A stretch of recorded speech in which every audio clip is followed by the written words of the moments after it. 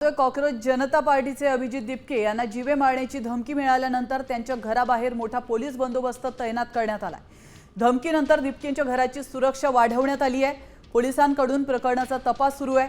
धमकी नेमकी कुणाकडून देण्यात आली याचा शोध पोलीस घेत आहेत। दरम्यान हा व्हिडिओ देखील समोर येतोय आणि त्यामुळे आता आरोपी लवकरच पोलिसांच्या ताब्यात असणार आहे। दरम्यान थेट अभिजित दिपकेंच्या घराबाहेरून आढावा घेतलाय आमचे प्रतिनिधी माधव सावरगावे यांनी। थेट जाऊया। झुरळ जनता पार्टीचे संस्थापक अभिजित दिपके यांचे आई-वडील जिथं असतात त्या घराच्या ठिकाणी पोलिसांचा बंदोबस्त वाढवण्यात आलेला आहे। छत्रपती संभाजीनगर जवळील वाळूज MIDC परिसरामध्ये अभिजित दिपके यांचे वडील आणि त्यांचे कुटुंबीय ह्या घरामध्ये राहत असतं।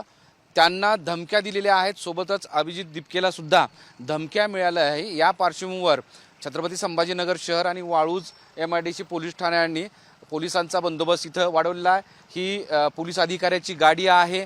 दुसरीकडे याही बाजूला पोलिसांचा बंदोबस्त तैनात करण्यात आला आहे। ती मोठी गाडी लावण्यात आली आहे ज्याच्यामध्ये पोलीस कर्मचारी आणि काही राखीव अधिकारी कर्मचारी आहेत। इकडे जर बघितलं तर औद्योगिक परिसर विशेष सुरक्षा पथक तैनात करण्यात आलेला आहे। तिकडच्या बाजूला सुद्धा अधिकारी आहेत।